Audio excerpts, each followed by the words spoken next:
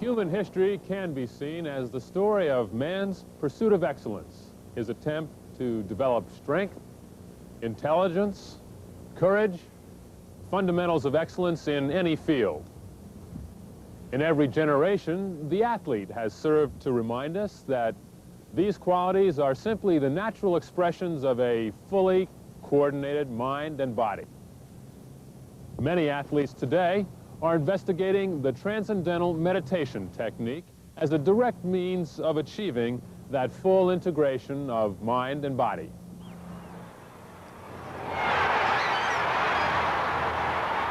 Professional baseball was the first sport to adopt the Transcendental Meditation practice. In the spring of 1974, the Philadelphia Phillies introduced the TM technique into their training program. Within a year, 10% of Major League Baseball players were practicing the technique. Phillies all-star shortstop Larry Boa discusses other teams' initial reactions to the TM program. First, I think that they thought it was another gimmick, type of thing, and then towards the end of the season, they saw how improved the Phillies were as a ball club, and I think maybe they started saying, well, maybe the TM had something to do with it. And I feel that it was a combination of things that helped us improve as a ball club, and I think TM had a lot to do with it because, I don't know, it just made us better players. It didn't make us better hitters or better fielders, but it made our minds a little bit better, a lot sharper, our reactions, our reflexes, and I think this has a lot to do with playing baseball because it's a hand and eye coordination type of thing, and I think TM helps me in that respect also. I find that I'm able to, of course, excel under pressure. I'm able to maintain some type of concentration during the pressure parts of the game. So I usually try to meditate before I come to the arena. And of course, I meditate in the morning. So it's good. I feel that being physically fit and mentally fit, they coincide. They go hand in hand. Unfortunately, I didn't find out about TMC until last year. That's always, we always say, I wish that I knew then what I know now. You might not have progressed as you have if you did, but TMC has really helped, and it's good that I can utilize it in my sport where meditation, physical fitness, and the mental fitness all go hand in hand.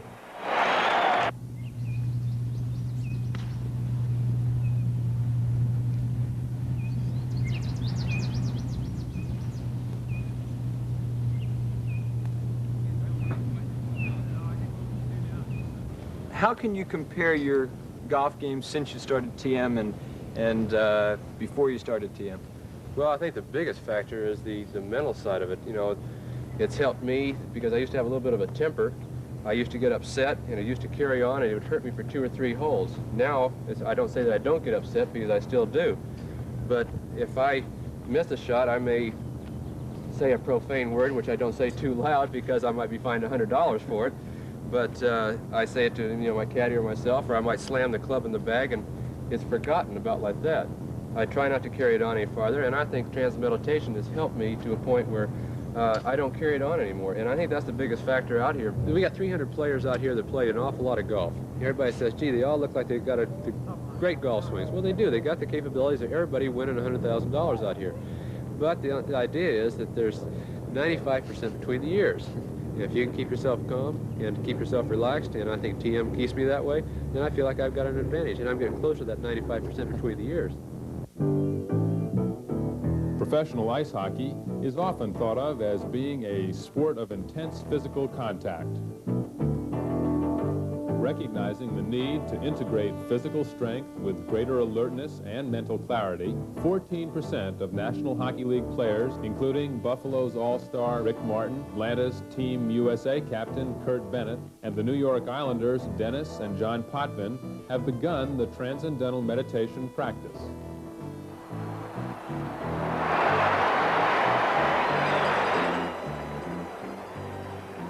I think it's helped my game tremendously. My best season ever in the NHL before was something like 34 points, and this year I just finished the 80th game of our season last night, and I finished up with 72 points. It's helped me an awful lot in many ways, and I think one of the best ways is that it has helped my concentration an awful lot. I just think that it makes you reason a little bit more, and I think you're a little bit more alert, and if that's the game of sport. Many of the world's top-ranked tennis professionals are looking into the Transcendental Meditation program as a means of combating the fatigue and pressure of international competition. South Africa's Bob Hewitt, Australia's Colin Dibley, and Americans Arthur Ashe and Bob Lutz are a few of the 15% of the Association of Tennis Professionals who have learned the practice. First week after I was initiated into TM, I won a tournament in Tokyo, and so I said, this is great, you know, and it seems that I can travel easier and play more weeks at a time without getting irritable. My wife says I'm very irritable, and I probably am, but now I've been playing about 8 or 9 weeks in a row, and of course I'm playing better, I'm winning, and so that helps. But I seem to be less moody, and playing matches I seem to be not worrying about whether I win or lose, but just playing, and I seem to be having a better time doing it.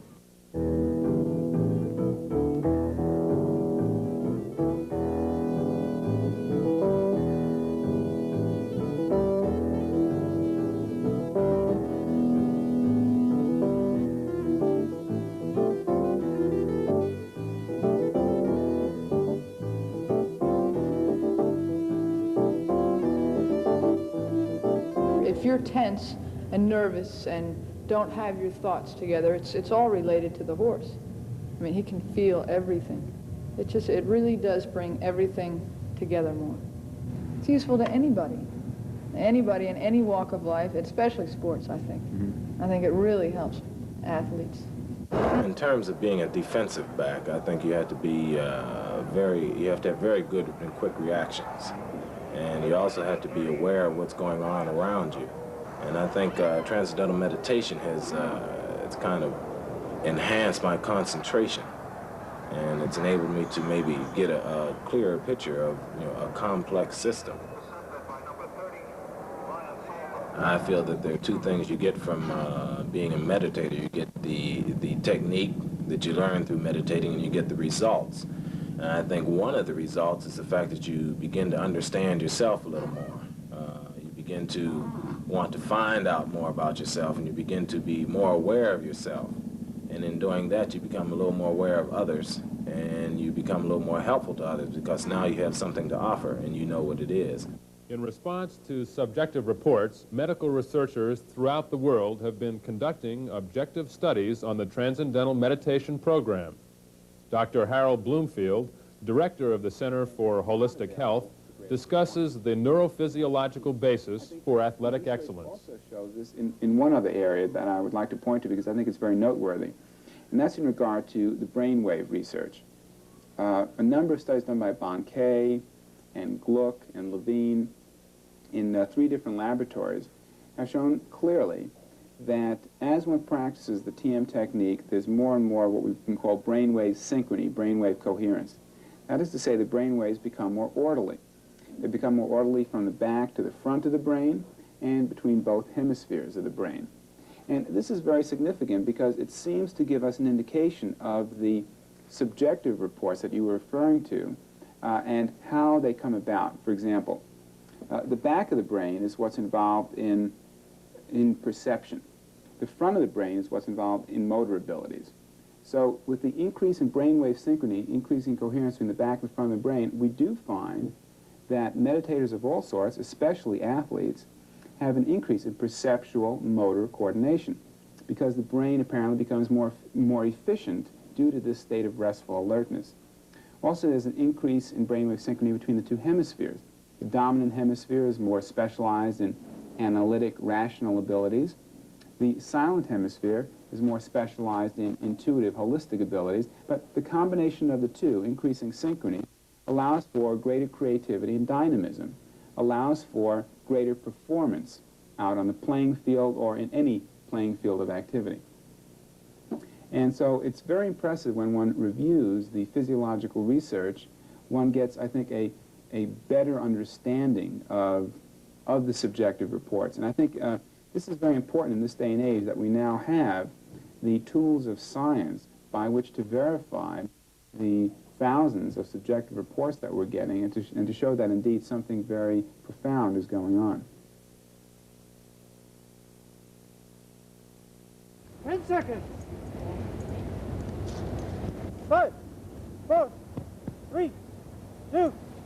There's a lot of factors that go into getting ready for the race, and if little things bother you, if you can't find your skis, or they weren't waxed, or it's a bad day, the weather's bad, and if everything affects you that way, it's much, much harder to do well. And if you can meditate in the morning before, and you just help smooth everything out, and you can start the day right and get out there. And I know I have a lot more confidence in the starting gate, and I really push out of the starting gate instead of just getting to the first gate.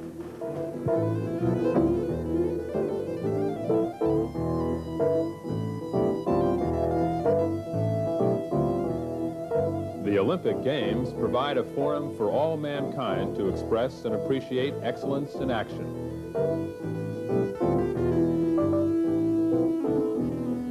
Young athletes from throughout the world come together to display a profound integration of mind and body. Many athletes practice the TM technique as a means of maintaining and improving this high level of performance.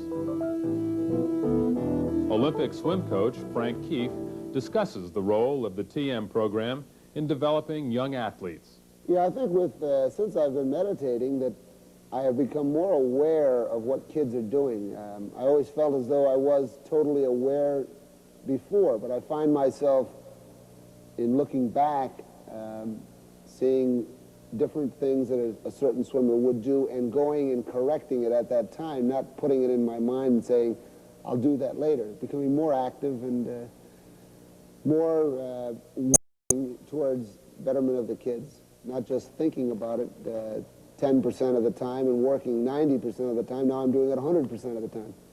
My main responsibility as a coach, I feel, is setting up a youngster so that when they go out in later life, they can cope with the competition of business, competition of other people, developing young people into adults, not really making world champions or national champions or fast swimmers. It's more or less the development of the individual that's important to me.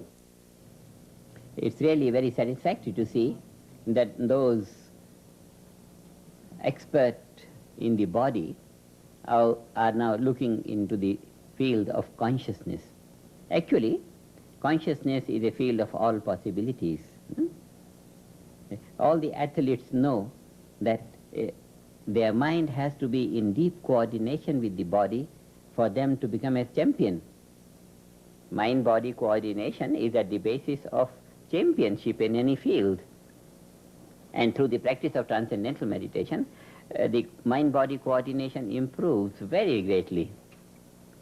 What Transcendental Meditation is, it silences, it quietens down the activity of the mind and brings such deep rest to the mind and body, releases all the stresses and strains, removes the fatigue and tiredness of the mind and body, and refreshes the person. Vitality becomes more. See, every champion wants to be a better champion. It's the aspiration of every champion to be a champion who would break the record so far established by other champions. And for that, improved awareness, improved coordination of mind and body is a very beautiful thing to have. Like any sport, you have to be physically on, in tune, and mentally on. And it's improved my whole state of being. There are times in the water when you seem to be in perfect harmony and in tune with all the elements. And you know, at those moments, you can't make a mistake. You're on. Everything is on. It is a natural expression, the body and the mind synthesizing into one coordinated unit. And it's getting yourself to a point where you can let that happen spontaneously. You train the body, you train the mind, And through that consistent training, you finally come to a point where you know that it will happen systematically and spontaneously if you're willing to let it happen. And TM allows you to allow it to happen.